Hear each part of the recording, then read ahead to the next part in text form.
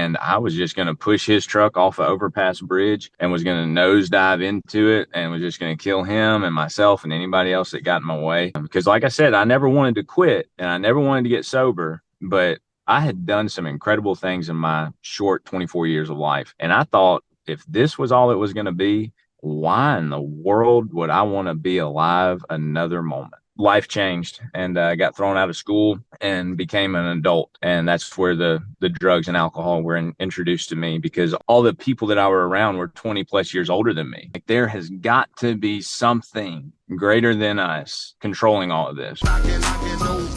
Knockin Doorz Down, the podcast with those who have turned their darkest times and greatest adversities into their greatest advantages and being of service to others. And my guest, you just heard a little bit from him, Luke Hockenjos, was on a fast track towards death, abusing himself with drugs and alcohol for decades. On one fateful day, God intervened in Luke's life, and he hasn't looked back since. As of this recording, he just celebrated 10 years sober. I'm excited to share Luke's journey with you, hear when that intervention happened in his life, how he met his wife, and she loved him despite him only having about $100 to his name.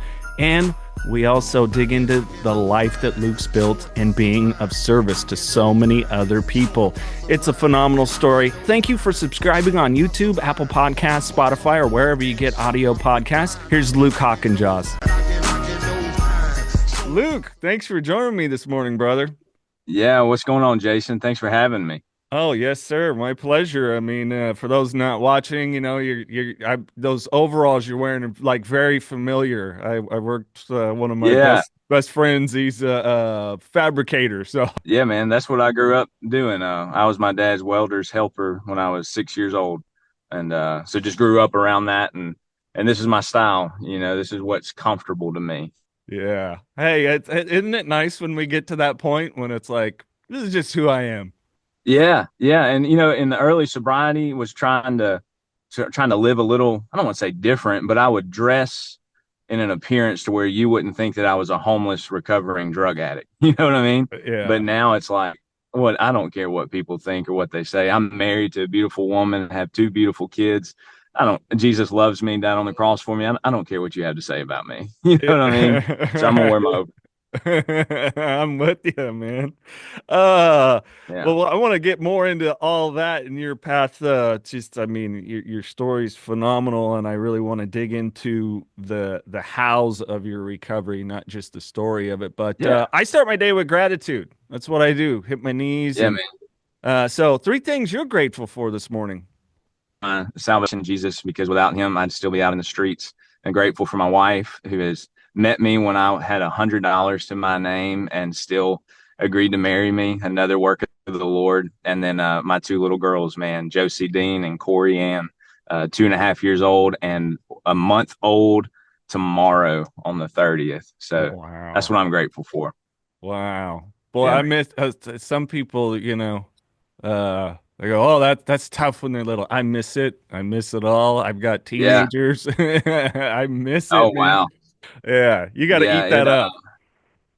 we do. And this morning, you know, my 2.5-year-old was kind of acting like a teenager, maybe. I don't know, hadn't been there yet, but it's like, God, how do I parent well to honor you and to let my little girl know that she's loved by you and by me? Please help me not just grab her and say, you know, act right.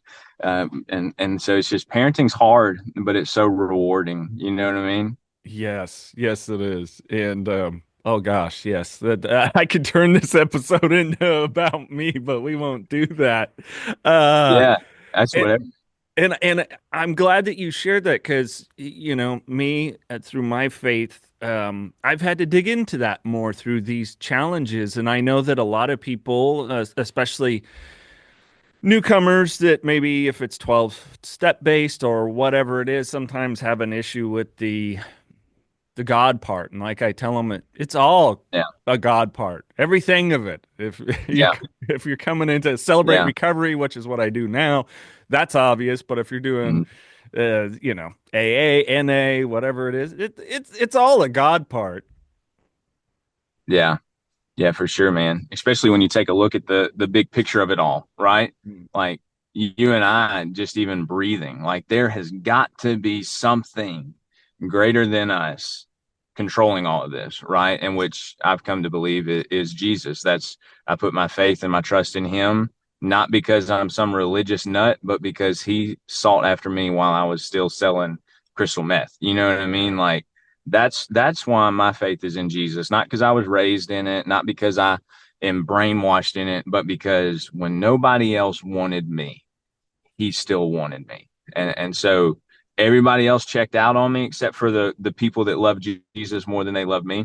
And Jesus never gave up on me. You know what I mean? And so for 10 years, that's just what I just put all my chips into him and have sought after him. I've done research on him, like other religions, and just this is where I stand because of what it's done for me. Well, and I want to get into that moment of literally, you hearing a voice and it not being your own here in a bit. But I'm curious because, we were talking before we got rolling here, kind of a little bit about childhood. So I'm curious about what little Luke was like. It almost sounded like maybe you and I had somewhat similar childhoods. My dad was Yeah, primarily a big rig driver, owned a company, but he was a pretty solid fabricator himself, and so I, yeah. I I just grew up around that kind of an environment. Yeah, it my mom and dad have been married now for 45 years, which is a testimony in itself. And raising two kids, and then for a season they raised two of their grandkids. But when I was a little kid, my dad started his own fabrication shop, S&E Fabrication, and I was 6 years old the first time my dad took me to work. I was 9 years old, learning how to operate heavy equipment, rolling up his welding truck, could run a grinder. Daddy had me on a oil location one time, and the company man showed up and said, "What is he doing here?" And my dad said, "That's my son." And the guy said, "He's a kid, he can't be here." And dad said, "Well, Luke, go stand on the other side of the location, I've got to work." You know what I mean? And so just grew up working, grew up going to church. My mom played the piano at the little Baptist church up the road, but at home, Jason, there was no discipleship in Jesus. There was no prayer. My mom had a Sunday morning bag, if you know what I mean. Like Yeah. that was the bag that sat by the counter, and on Sunday morning she would grab it and we would go to church. And so, that's not nothing against my mom or dad. That's just the truth. And 12 years old, man, just life changed, and got thrown out of school and became an adult. And that's where the drugs and alcohol were introduced to me, because all the people that I were around were 20 plus years older than me. And so you go from a 12-year-old boy to around grown men, of course they're going to have some kind of influence on you. And that's where Yeah. it all just took off. Yeah. Well, and I mean, and it's funny you bring that up. The pastor, he did. It was last year actually, and it was a series, and it was called "Under the Influence," because we're all under the Yeah. influence of something, and we really do get the Hmm. choice of what that is. I know a lot of people Yeah. don't think in those terms. I know people that have really worked recovery tended to a little bit more, but really it's like the key of, for lack of a better word, success or having more of a purpose is like, what are you going to allow to influence you? And Yeah. the different than you, I was the recovering people pleaser, so I didn't really get into too much trouble a couple times in like grade school, but other than that, I stayed out of trouble really, because Yeah. I didn't want to upset the apple cart. My mom was having to deal with so much because of my dad's addiction, and it was he would kind of come and go and have these spurts of using, not using, and so it's just interesting how that pathway of what we can be under the influence, and my influence was pretty Hmm. much be seen, not heard, and so that's kind of how I treated myself throughout, Yeah. Yeah. and so it's Yeah. pretty interesting. But yeah, go ahead. Sorry. Solomon, no, you're fine. Solomon, the wisest man that ever lived, right?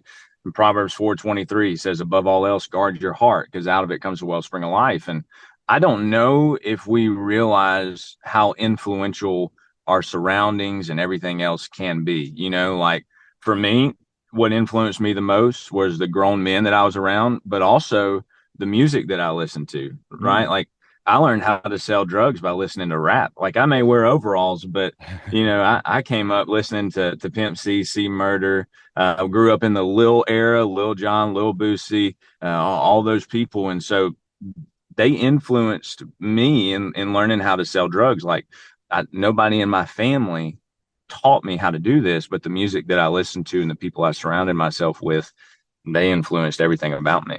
Yeah. Oh, that's funny you bring up Pimp C, because then you probably recognize the title of this here podcast. So for Yeah, man. people that don't catch it, the commercial, obviously my friend Carlos Vieira, I started this podcast with him, his autobiography. And the relation of the title is the night he got a 5150, which was his clothing and energy drink company. He was listening to Pimp C's Knockin Doorz Down while high on cocaine, and it sounded like a good idea. So Yeah. again, Yeah. that tying in of under the influence. These are the things, Yep. be it chemical, people, places, things. Mm-hmm.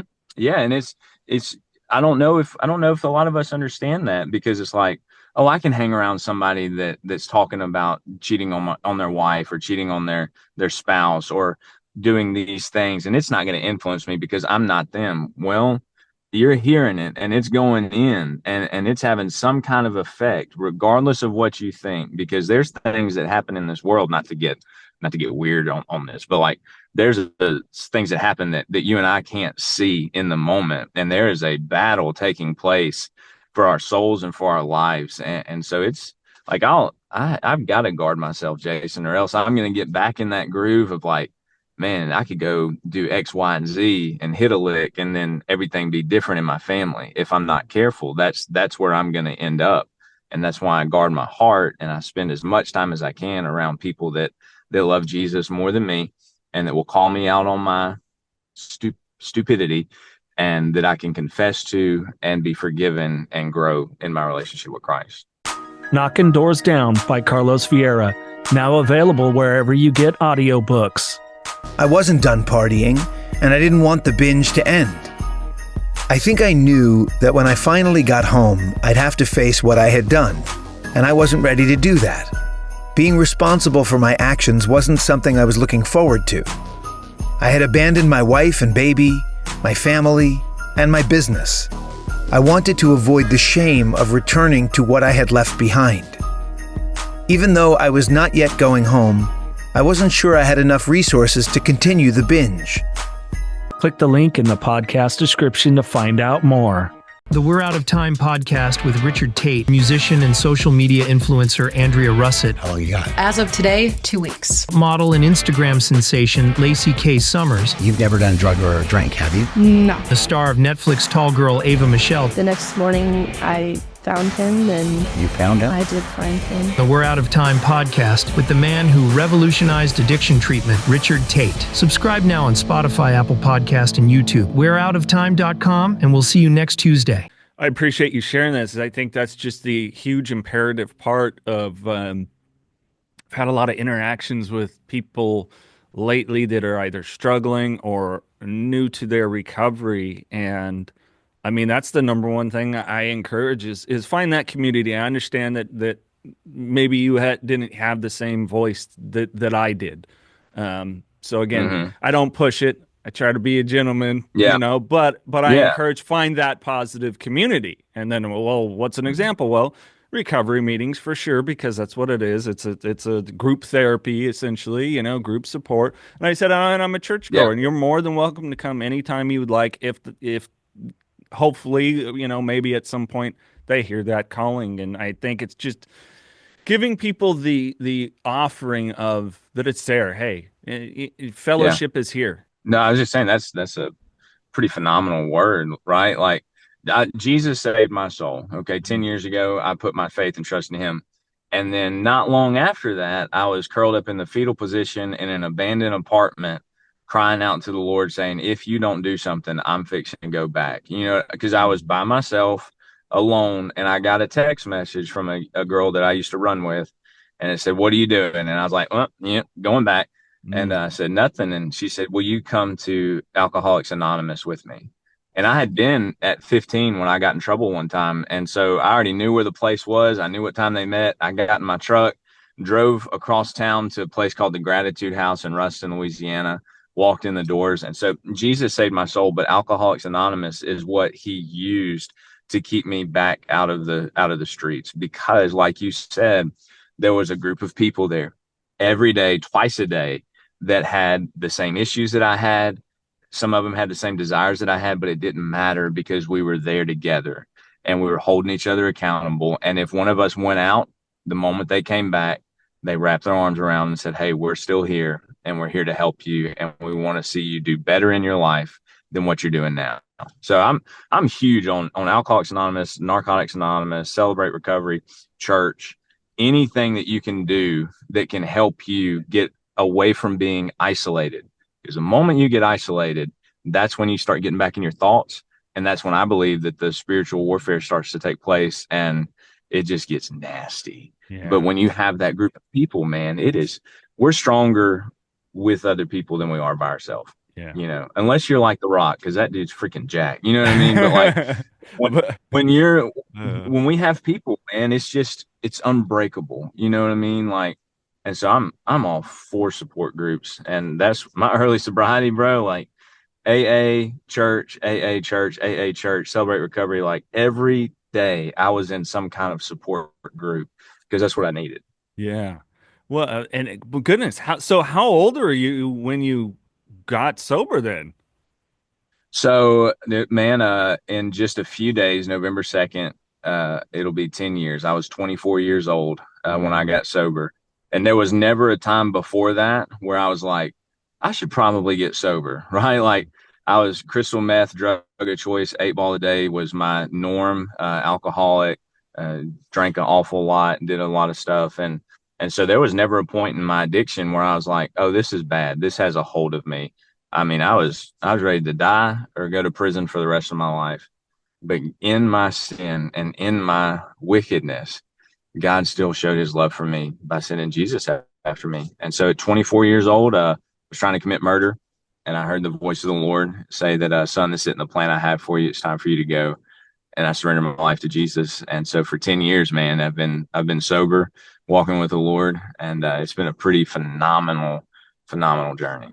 Goodness gracious. I can't imagine the place you were in that was the ponderance that you were going through. Yeah. Yeah. You talking about the murder or what? Yeah. I mean, Oh, because yeah. I've read the story and it was vehicle related, right? Something about Yeah. wanting to drive somebody else's car off a bridge, or I can't recollect totally Yeah. what it. Yeah. A guy flipped me off in traffic on a Sunday. And, I'd been reading the Bible and all these things and thought I was a follower. And, but I wasn't. There'd been no heart change. And so guy flipped me off in traffic, cut me off, and I was just going to kill him. And I chased him for 20 miles and I was capable of it. You know what I mean? Like we're all capable of doing things. And I was just going to push his truck off an overpass bridge and was going to nosedive into it and was just going to kill him and myself and anybody else that got in my way. Because like I said, I never wanted to quit and I never wanted to get sober, but I had done some incredible things in my short 24 years of life. And I thought if this was all it was going to be, why in the world would I want to be alive another moment? Yeah. And I was ready to check out, bro. Mm-hmm. And you think about it, Jason, like if that would have happened, you and I wouldn't be having this conversation. The things that have happened in my life would have never happened. Yeah. And so that's why I'm grateful for my salvation in Jesus. It's not just because it's something I get to say, but it has radically changed my life to where it is today. Yeah. Well, I mean, and you literally, I just got the chills thinking back about me, a lot of people, maybe newcomers, and I've even heard some of them, like, when is my spiritual awakening coming? And it's like, I'm not the almighty force that has the answer for you on that. But yeah, what you said there when it was, essentially not living heart-centered. And boy, I mean, when I had read how you, in this moment of this contemplation, chasing this person for 20 miles, And then to have Mhm. that kind of an awakening is, I mean, it's unreal. It's that unexplainable power. Yeah, that's greater than me. And you know, you pull back the curtains on this story, and I've met people even recently, Jason, that were like, "Hey, 10 years ago, we were on our knees praying for you," right? Like 10 years ago, our whole church was praying for you. And these are people that I'm in Louisiana. These are people in Arkansas, Alabama, Mississippi, like anywhere in the South that you could think. There were people that were praying for me, and the prayers of the righteous man availeth much, according to the scriptures. And so, like, all these people praying, God just answered. And man, like, I can still take you to the place, and still every time I cross that bridge, I'm like, this is where God said, no, he's mine. And man, I don't, kind of like you, like, I don't push my religion on people because it's not mine to push. Like I didn't die on a cross for you. I didn't shed my blood for anybody. I would not sacrifice my daughter for you, but God did that for the world. For God so loved the world, gave his only begotten son, whosoever believes shall not perish, but have everlasting life. And so I don't force it. It's just who I am. Yeah. Like, I am who I am because of Jesus. And so it's this because of what happened, right? Like, there's no way to explain it. Yeah. No, not in human terms. No. No. No, because people meet me today and they're like, there's no way that you used to be a drug dealer and all these things. And I'm like, praise the Lord, right? Like, that's the beauty that I don't. My wife told me, she said, and my wife's not this type of person, but jokingly, she said, I'm so thankful the Lord let you keep your teeth. She's like, that might have been a deal breaker, man. But and it's just get the whole. That's what I hope the newcomers understand. Like, the longer you stay in your sobriety, the further you pull away from who you used to be, and the more you change into who you can become. And that's your physical appearance, that's your inward appearance. Like, that is everything.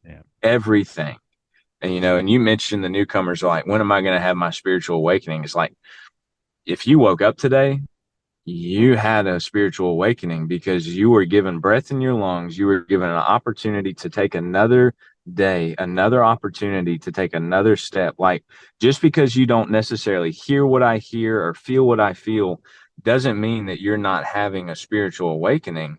Because if we believe what we believe, then every day we get to have an awakening with the Lord. It's just our spiritual awakening, however you want to call it. Luke, thank you. I hadn't thought of it that way, and I appreciate that. And I definitely know, like, how we start our conversation, gratitude. That helps me so much in the morning, but I hadn't and my list is always longer than 3 things. Yeah. And I'm always grateful to God first and foremost.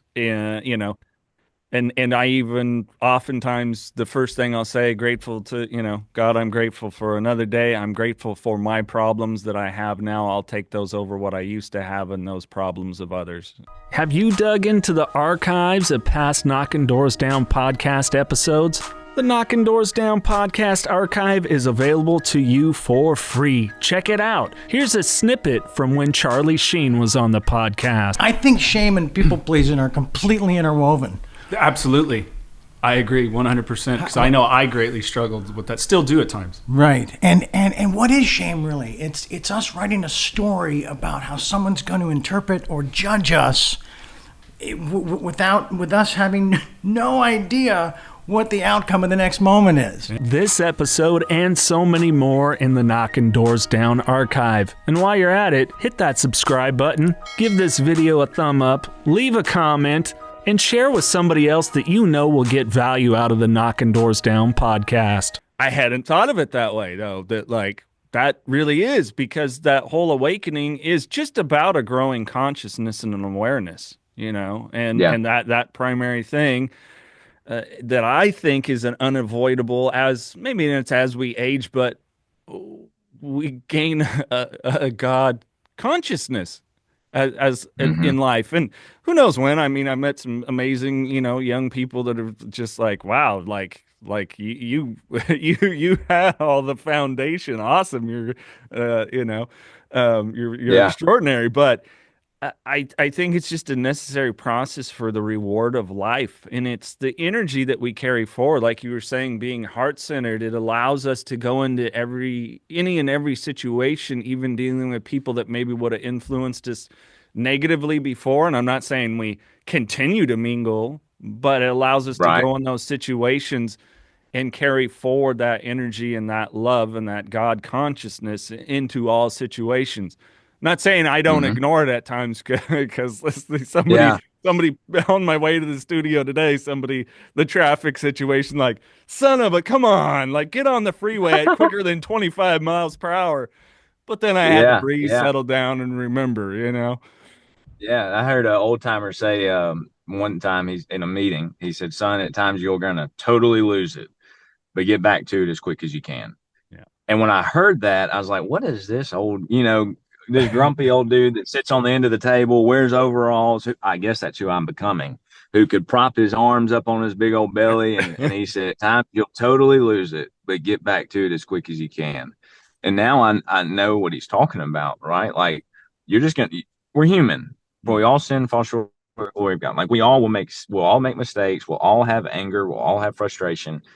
And you can choose to either continue to allow that frustration to build and build and build and build, or you can say, getting frustrated, let me get back to where the grace is and where the mercy is and where the love is. And, I'm still learning that every day in the past 10 years. And, I got frustrated the other day, Jason, and let it build and build and build and build. And my wife finally looked at me and she said, what is wrong? And I said, I'm being selfish. And that's what it turned into. I was just being selfish. Nobody would hold the baby. And so I couldn't get coffee. And because I couldn't get coffee and everybody else was doing what they wanted to do, I'm sitting there holding my 2-week-old daughter while my other daughter's running around making everybody laugh. And here I am, poor pitiful me, because I can't go get a cup of coffee. You know what I mean? Like, it started to ruin my day. And that's when I remembered that old timer. At times you'll totally lose it, but get back to it as quick as you can. Yeah. Oh. And again, that I think is that gratitude mindset, right? Because then being able to take that shift, because in reality, like, that moment at that time is all you get. It's all you get. The past is done. We don't know what God and the future is going to bring to us, the challenges, the prosperity, the reward. I mean, literally it says in there, go and be prosperous. So that guarantee is there. But it's not just going to be like, gold is going to rain because you acknowledge me. It's not what it says. Yeah. And that's not how life goes. But that's literally like all you get is that moment to be able then to shift to, I can't get my coffee, but my daughter, this is the youngest she'll ever be again in this moment, and I'm holding her, because at some point, fathers, our sons and daughters go off, and they want to hug and be with somebody else. That's the path. That's what it's laid out. Yeah. So it's that hard thing sometimes to just slow down and be present in a beautiful moment, because we miss so many of them if we're not. Yeah, and the busyness of life. Psalm 46:10, be still and know that I am God.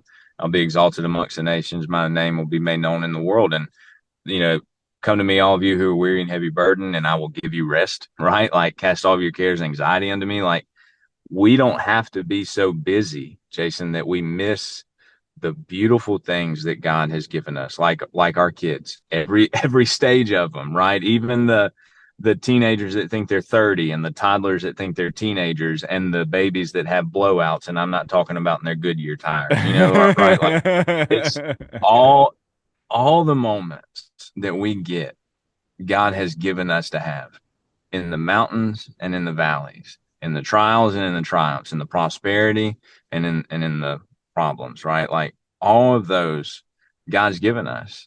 And that's back to it again, that gratitude. There's a pastor named Jonathan Pokluda out of McGregor, Texas, and he's every morning writes down 5 things that he's grateful for. And when you start doing that, kind of like you do, it really just opens up your eyes that, I may only have $10 in the banking account, but I have a home, I have this, I have food, I have these things. Or, yeah, I may be single, but I'm able to go do the things that are put before me that a married person may not be able to do.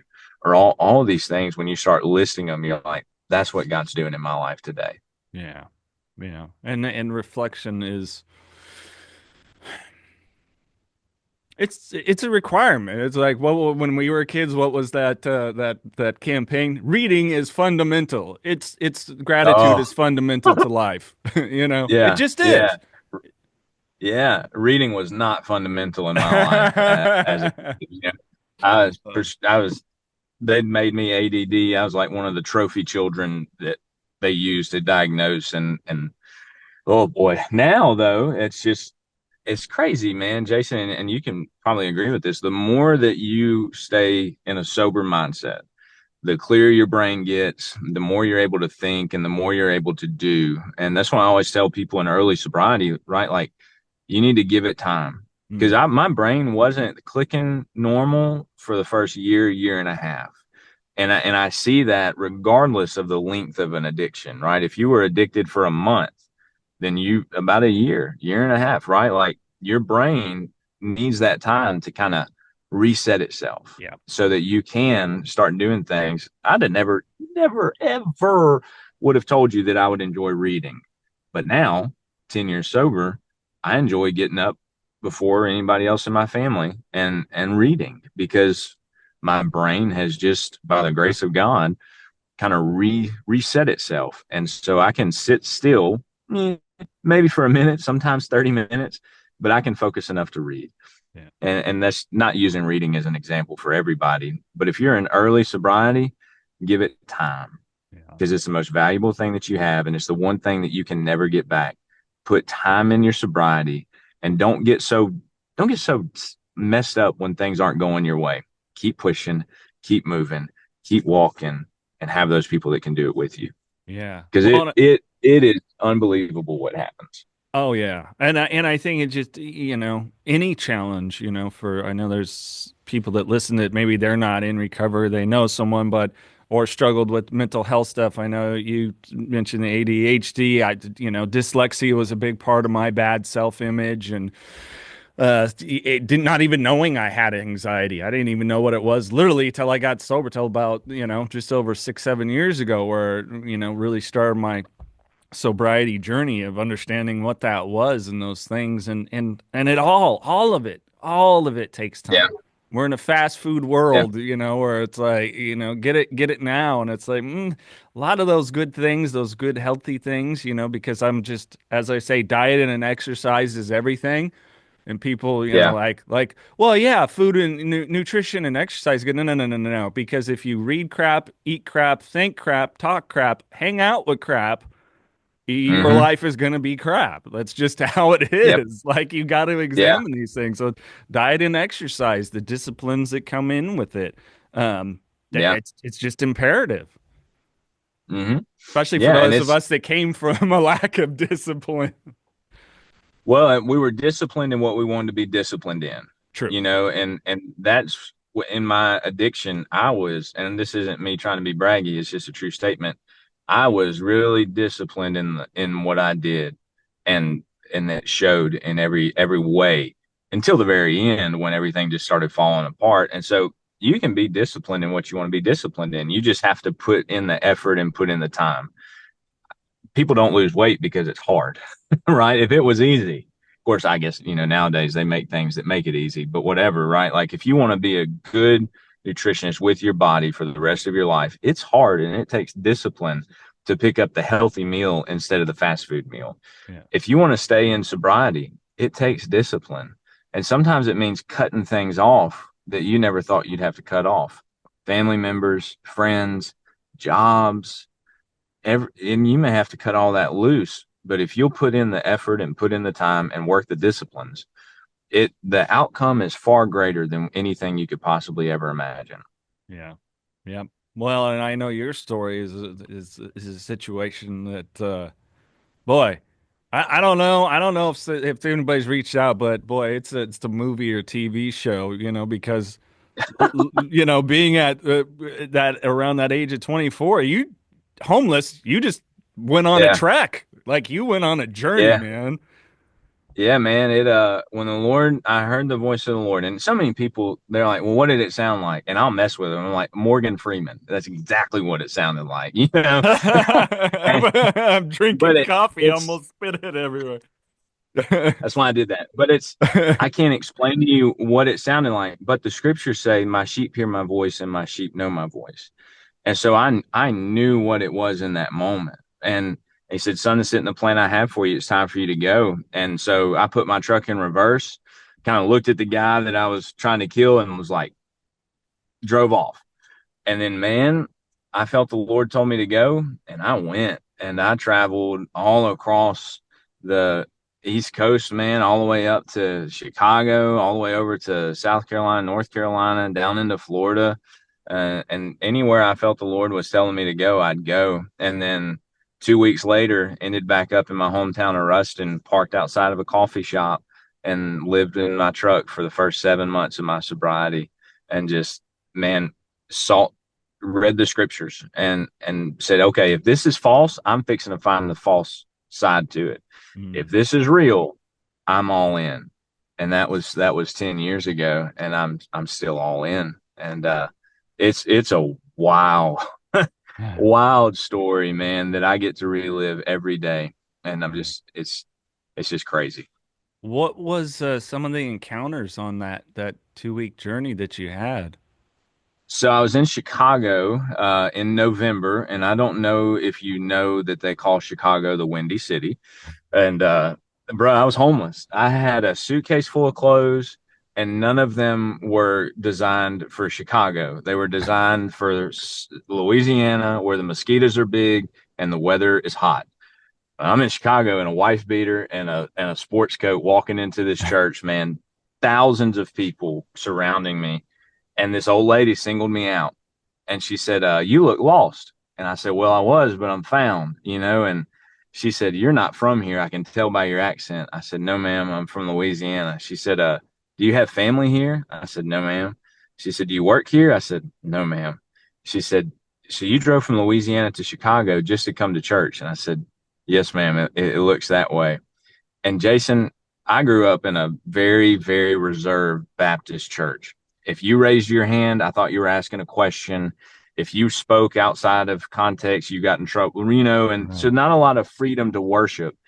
And I sat down in this church, Jason, and watched these people worship in freedom and in truth.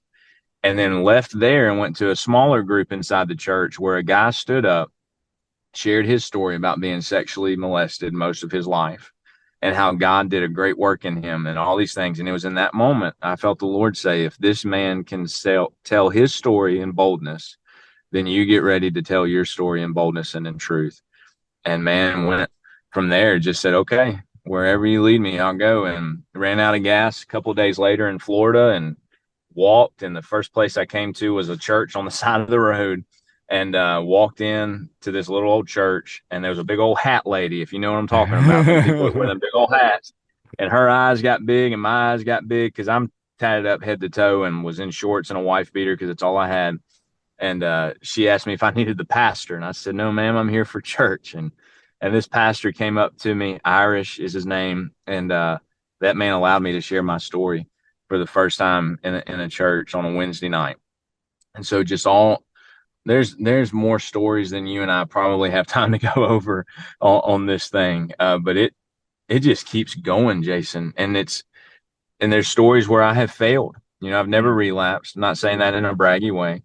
But I have lost my temper in such a way to where I was fixing to get out of my truck and beat somebody down. Sure. And when I came to, it wasn't the voice of the Lord. It was my wife that was sitting in the passenger seat, screaming, saying, Luke, stop, don't. And man, I had the truck in park and was going, and I've lost it many, many times. But every time, God has always reminded me that I'm his and that there's nothing that's going to separate me from him. There's no condemnation for those that are in Christ Jesus, and there's no separation for those that are in Christ Jesus. And it has just been it's been so cool, man, that God's allowed this conversation to take place this close to my day. Yeah. Just thinking of all the things that he's done for us, for a knuckleheaded college dropout, punk of a young man like me. And it's just wild, man. Yeah. Oh, that gave me chills. And it is, and it's a beautiful journey, and I hope that, I don't know about you, I've kind of seen like we've had over, I don't know, the amount of time, almost like this youth fetish, for lack of a better word, of being younger, and I'm starting to see and meet more people that are realize like, yeah, a lot of our youth is empty stuff for a lot Yeah. of people, or the mentality, and I'm seeing a shift towards a greater wisdom, Mm-hmm. and even though, I work in nonprofit world around addiction and recovery, and we've lost, and we continue to lose a plane load of U.S. citizens every day through this fentanyl and addiction crisis. But I'm hopeful that there's more people that I think are seeking what is real. And it's weird Yeah. because the what is real is most often the not seen. Um, Mm-hmm. but you can definitely experience it and feel it, Like Yeah. fellowship is just, it's there, Yeah. our church isn't huge that my girlfriend and I go to. It's not huge, but there's a good amount of people.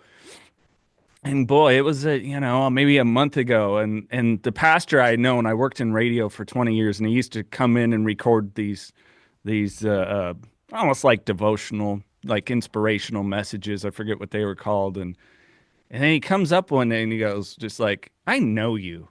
Because I'm normally pretty quiet in places, and believe it or not, I'm an Yeah. introvert. And I'm like, yeah, no, I used to record this with you years ago. And he goes, I'm glad you're here. I know that you're here Hmm. for the right reasons. And then the next week, asked kind of, are you in radio? No. What do you do now? And kind of sharing. And Yeah. it was interesting to see this man that's traveled all over the world, continues to help people, so many people, like in awe of my story. And Yeah. I think, and the reason I share that, we get to inspire people all the time.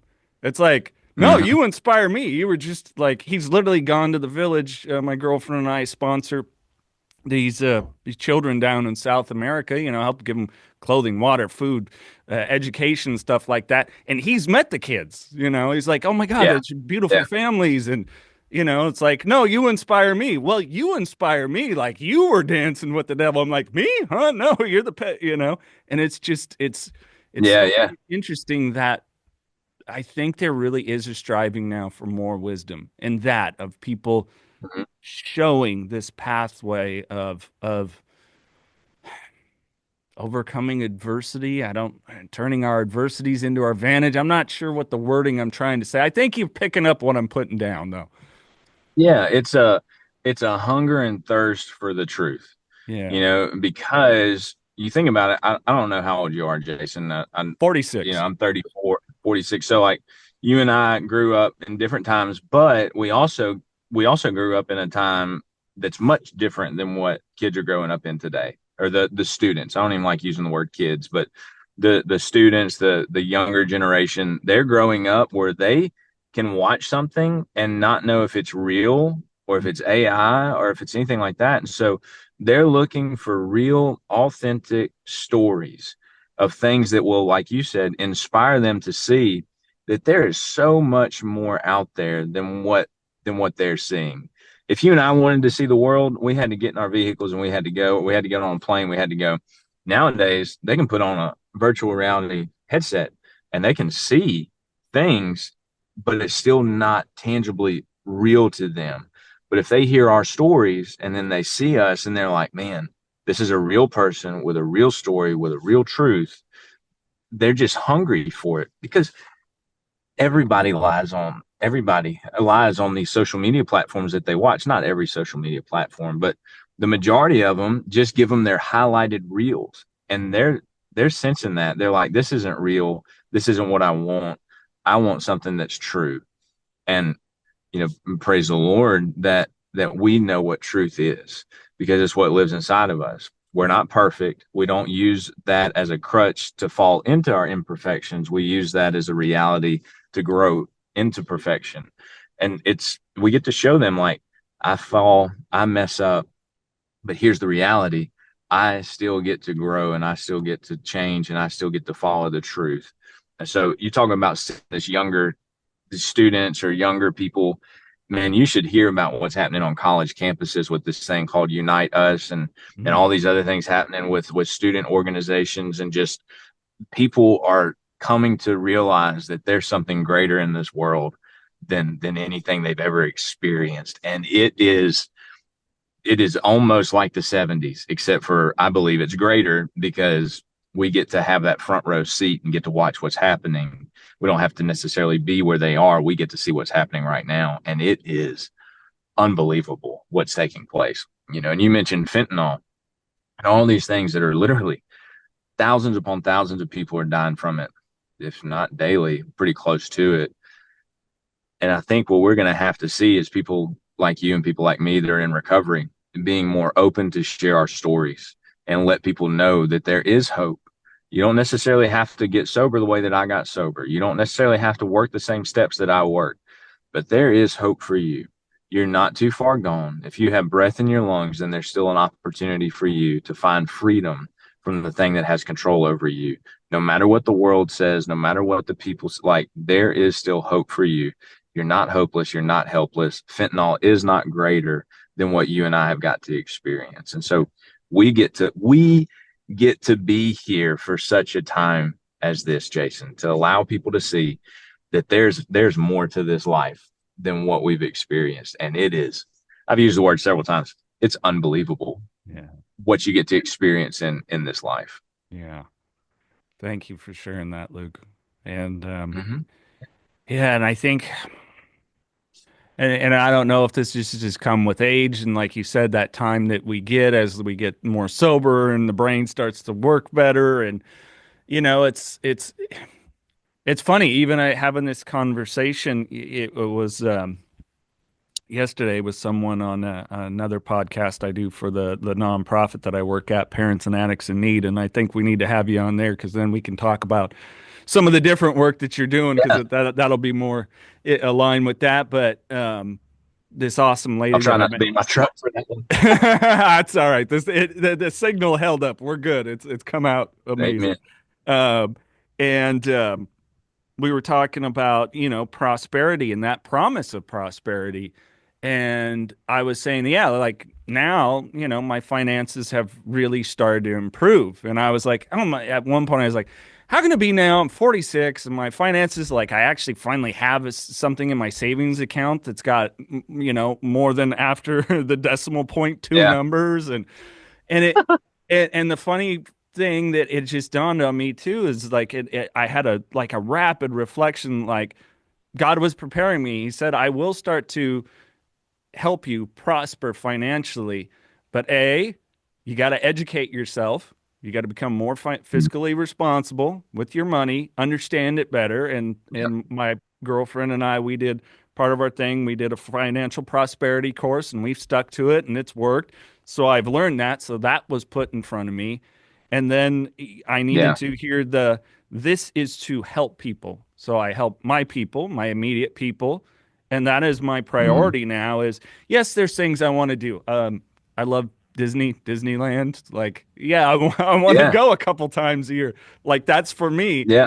But first and foremost, it's like the young ladies that we help that are, in South America, the giving to, there's a great organization where I'm at here, helps fight sex trafficking. I'm in Central California. It is really bad here. It is really bad here. This is people, we focus on the drugs that are coming across, and they are. This is not a political thing. They just are.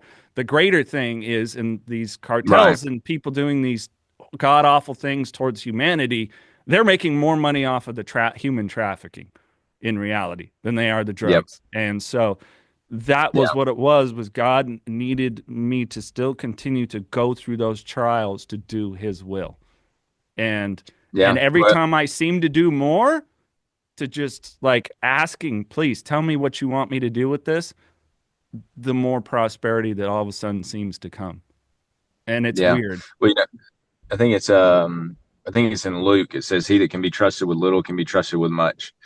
And that's what we've built the past 10 years off of. Because when I started, I told you when my wife met me, I had $100 to my name, and I'd been sober for a little over a year. And I have a little bit more than $100 to my name now, but that's because we realize we're a conduit. What comes in goes out for the glory of God, for the furtherance of His kingdom, right? Like, I don't believe that I'm called to be a storehouse. There are some people that are, and praise the Lord for them.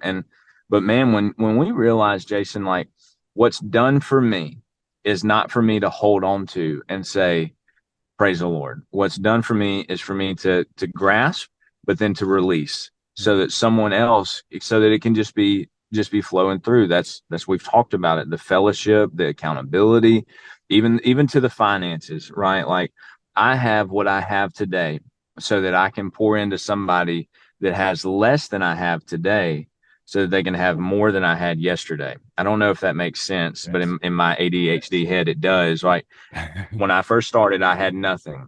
And so I want to be in a position today to where I can give somebody a little bit more than what I had when they're starting out, whether that be giving them a place to stay, whether that be helping them get a vehicle so that they can pursue and continue to have a relationship with all the things. And, we just want to do more today than we did yesterday. However that looks, whatever that looks like. You mentioned the word prosperous a couple of times. And that was the first verse that the Lord brought to my mind in all of this 10 years ago, was Jeremiah 29:11. "For I know the plans that I have for you, declares the sovereign Lord, plans to prosper you, not to harm you, plans to give you a future and a hope." And that was the first thing that I can remember in the scriptures, the Lord showing me that He has a plan to prosper me. That may not look like the American dream, but it looks like what God has for me. And so whatever He gives me today, and whatever He gives you and anybody watching this, it is so that He can prosper us in our relationship with Him and our relationship with the people in this world. Does that mean that He's going to rain down golden nuggets? It might. It hadn't happened for me, but in Exodus, He rained down manna from heaven, and they got exactly what they needed for the day. And today He has given me everything that I need to accomplish what He's put before me today. Yeah. Well, I mean, I never said the irony of my life. I went to a Catholic school as a kid, and I learned nothing. I literally, I definitely know, as I jokingly call them, the Om Nom Shabais. I'm sure I could probably do the Hail Mary again if called upon and all this stuff. But not even early understanding in it. And I loved it that our pastor, he went back and just went, we're in Genesis, and we're going to start from the beginning. I'm like, great. I need to learn. And I mean, it's like the original prosperous. It's like there is a promise of wealth, and don't distort that, because the reality is we're not taking any of this monetary and things with us. We're not. So it's all to be a tool of a greater working, and like being assured in that now is so comforting. Like I have a lot of stress with the amount of work I do and family and all those things, and it's just not an area that I'm conscious of it. I'm responsible in it when it comes to monetary stuff, but I'm not worried about it anymore. Yeah. Well, you said it. We're not taking any of this stuff with us. Jesus said, "Store up yourself treasures in heaven, where neither moth nor rust will decay." And so if you think about our life it's not necessarily like an ATM. I heard somebody talk about it like this, like, I'm not putting something in so that I'll get it out today. This is more of like an investment. I'm investing today so that one day in eternity, that's where my reward is going to be eternity, which eternal is everlasting. And so if what I do today has an impact of, what's happening for eternity, then I'm all in, like I'm going to store up whatever I got in heaven. And that's what the scripture says. So that's what we're going to do. And a lot of people kind of look at us like we're weird when we do things, and that's okay. I think we're called to be a little crazy and a little weird in our faith. We're not of this world. We're set apart, right? Like, so we should look a little weird, and we should do things like that just don't make sense to this world. And this is where I'm at now that I'm starting to look real weird. I love it. Hey, Luke, if people kind of want to check out more the work that you're doing, your website, or even reach out on social media, what are the easiest ways to do so? Yeah, man. So the website is giveemjesus.org, www.giveemjesus.org, or you can just type in Give 'em Jesus on Google, and we'll be the ones that pull up. And you can send me a message on Facebook, Instagram, whatever. It's me there, and I'll respond as quickly as I can. If you're a parent struggling with a drug addict, I can connect you with my mom, who raised two kids that became drug addicts and now has a daughter that just celebrated 11 years of sobriety and a son that's fixing to celebrate 10 years of sobriety. So, like, social media, Facebook, Instagram, or the website's got my email, and I would love to connect with anybody and anything. And even if you disagree with some of the things that I've said, like, I would love to have a conversation with somebody that may not agree with some of the things that I said, not to try to change your opinion, not to try to change or convert you. I just want to have a conversation so that we can grow in that relationship. Like, maybe I've said some things that came across wrong. I want to know so that I can better communicate as time goes on and as God gives me these opportunities. Some of my closest friends are Muslims. I have a friend that's a member of the LGBTQ. I have friends that are atheists and agnostic, and there's probably some Christians right now that are wondering what the heck I'm doing. Well, I want to have that relationship with them so that one day, hopefully, prayerfully, if they ever start to feel a sense of something happening in their life, they know who they can call, that they can call me, and then I'll be there and I'll pray with them. I'll talk with them, not to try to manipulate or deceive them, but just so that we can have that relationship. You know what I mean? You look at Jesus, he sat at the table with sinners. He flipped the tables in the temple. Yeah. I want to be like Jesus, and I want to sit down with people that may not agree with me and that may not have the same theology as me, but just so that I can learn and I can grow. So anything, compliments, disagreements, I'm for it all. Just be civil in it. That's all we ask. Oh, hey man, I've had people that are not civil, and that's okay. And just don't threaten my wife or my kids, and we'll be fine. You can threaten me. I'm okay with that, because I'm gonna die when the Lord wants me to die, and so, keep it civil towards my wife and my kids, and we'll be fine. Yeah. But you can come at me with whatever you got. I'm all for it. Yep. Well, I had a situation of someone that, I guess, trying to get my attention, and I you get all these alerts and all these things, and I leave all social media alerts off. Otherwise, I go bananas. And eventually, they went there to that place, and they got a response, and it was a huge growth moment for me, because it wasn't anything of an attack. And I just went, I can tell you're suffering in some way. You have my attention now. I'm praying for you, but on these platforms, you are blocked. Please do not ever reach out to me again. And right. and they had sent something else. Well, I really apologize. I had a question, and I just didn't reply. There was no more explaining to do. That's the best thing to do, man. Like, and because I'll have people come at me, I'll read the message, respond, and then delete the message, so that I'm not continuing to go back and be like, and really just starting to overthink. Because I have intrusive thoughts. I have impulsive thoughts. I will overthink things. And so I'll delete the message. I'll respond, but I ain't going to keep reading what you sent me. You can send me a new one if you want. And if you keep going, kind of like you said, I'll politely tell you, hey, find somebody else to talk to. I've done all I can, and just move on. Yeah. Life's too short to get tangled up in this mess. You know what I mean? Oh, yeah. I have no time for that kind of energy. But, hey, let's jump to some fun random questions. How about it? Okay. I'm down. What's a fun one for you? Do you have any pet peeves, things that annoy you? Smacking. When people smack their food. And ironically, I now have a toddler and 2 dogs that smack all their food. And I'm for real, dude. My mom was that way, and they just kind of push that, like, you chew with your mouth closed, and And Yeah. so, yeah, smacking is one of my pet peeves.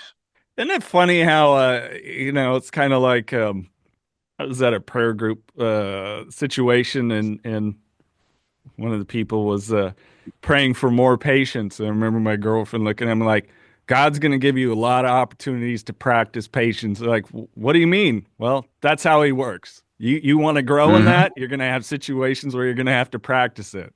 It's not removed. Yeah. It's Yeah. like, okay, we're going to build patience, so it's interesting. Hmm. Do you have Yeah. a book you've read lately, or a TV show or movie that you've enjoyed? And what was your biggest takeaway? Experiencing God by Henry and Richard Blackaby. I just finished that book probably a day or two ago. And man, the greatest thing that I took from it is that God's always moving. He's always doing something. And if you're paying attention, then you can see where he wants you. And sometimes you have to step away from everything to find out what he's doing. And that's kind of the season we're in.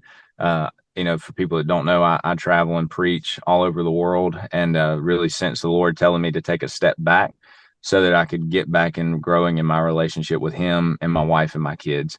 And over the past month, I feel closer to the Lord now than I have for the past 5 years.